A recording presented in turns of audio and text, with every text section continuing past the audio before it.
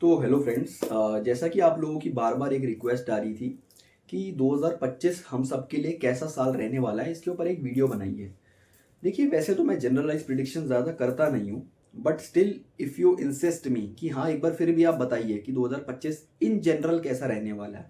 Depends upon individual to individual.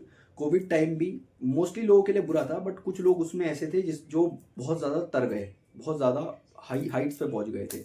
Anyways, in the same way मैंने 2025 का थोड़ा सा एनालिसिस करा।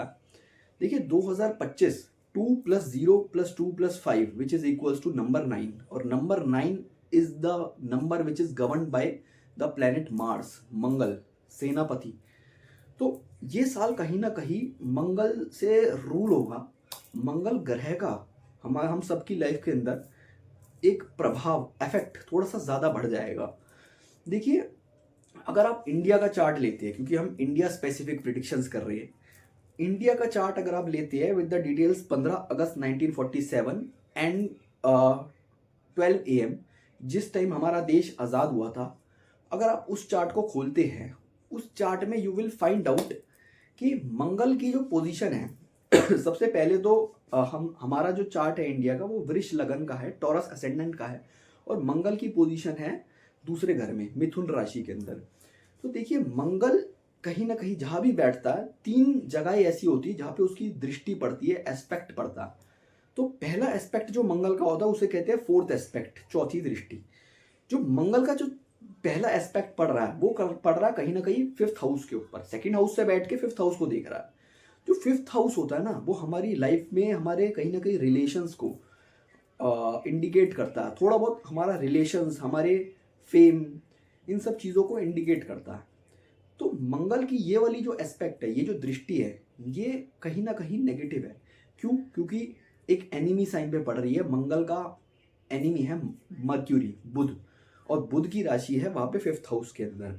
तो मंगल की जो एस्पेक्ट पड़ रहा है फिफ्थ हाउस पे, वो एक नेगेटिव साइन के ऊपर, या मंगल के एनिमी साइन के ऊपर पड़ रहा है, जिसकी वजह से फिफ्थ हाउस वाले पार्ट जो हो गए, उसके फ्रूट्स हमें कहीं ना कहीं उसके नेगेटिव चीज़ें हमें लाइफ में देखने को मिलेगी। लोगों की हो सकता है रिलेशनशिप्स के अंदर कलह कलेश हो, लोगों के अंदर गुस्सा बढ़े, एग्रेशन बढ़े, क्योंकि मंगल है तो एनर्जी है, और आपके अंदर इमोशन सप्रेस कर दिए गए। फिफ्थ हाउस कहीं ना कहीं आपके इमोशंस को भी इंडिकेट करता है, फोर्थ एंड फिफ्थ हाउस।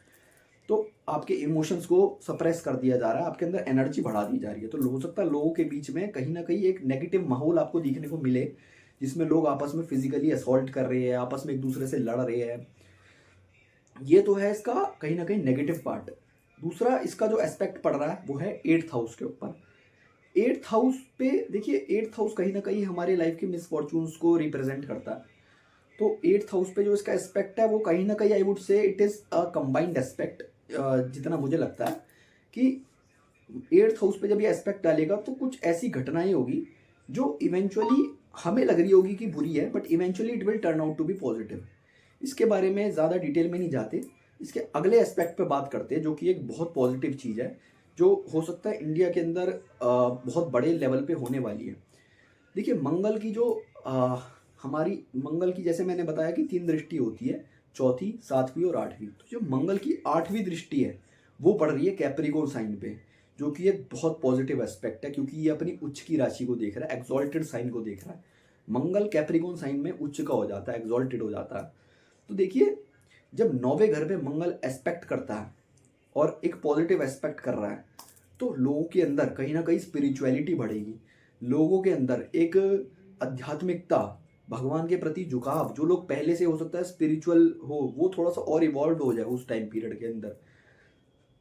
और मोर ओवर मुझे ऐसा लगता है, देखिए, इंडिया के अंदर हम एक चीज़ तो हम सब, एक ऐसी है जिससे हम सब वाकिफ है, कि जुडिशरी सिस्टम जो है ना, वो थोड़ा वीक है। जस्टिस जो होता है ना, लोगों को तुरंत नहीं मिलता। और हम कहीं ना कहीं अंदर ही अंदर बहुत सारे लोग भगवान को पूछते रहते हैं कि यार, ये आदमी इतना ख़राब है और उसके बावजूद भी इसको बहुत ज़्यादा प्रोग्रेस मिल रही है, और मैं इतना अच्छे काम कर रहा हूँ उसके बाद भी मेरा डाउनफॉल है।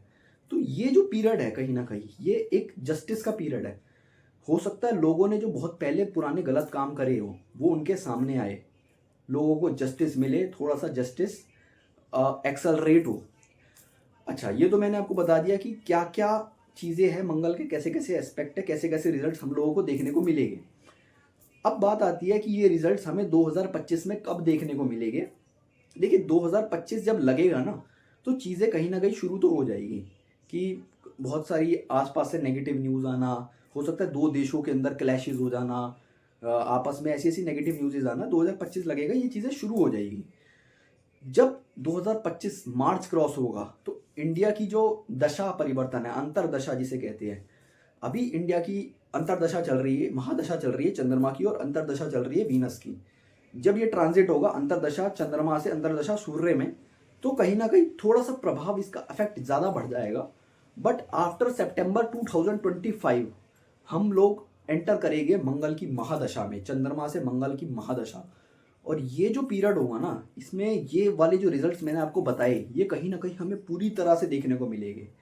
एक चीज़ और है जो मैं बताना भूल गया, कि there is a very very strong possibility, जैसा हमने 2020 में देखा था कि कोविड आया था, आइसोलेशन में लोग चले गए थे, इस तरह की चीज़ों की बहुत ज़्यादा स्ट्रॉन्ग पॉसिबिलिटीज़ है।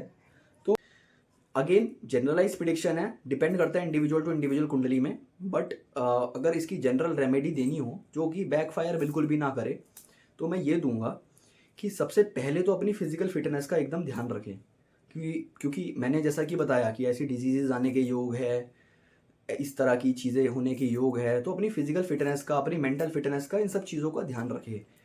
दूसरा पॉइंट है, रेगुलर सुबह उठ करके 11 बार हनुमान चालीसा रिसाइट करें। इससे हो सकता है बहुत सारी चीज़ों से बचेंगे, क्योंकि कहीं ना कहीं इंडिया की चार्ट के अंदर 12वां घर जो है वो भी एक्टिव हो रहा है। 12वां घर होता है हमारे हिडन एनिमीज़ का, 12वां घर होता है हमारे ऊपर होने वाले गोस्ट अटैक्स का। तो इन सब चीज़ों से बचने के लिए, इवन एवरी नेगेटिव थिंग जो मैंने आपको बताई, उन सब से बचने के लिए ये रेमेडी वर्कआउट करेगी, कोई भी बैकफायर नहीं करेगी। तो अभी से ये चीज़ें शुरू कर दीजिए। Thank you.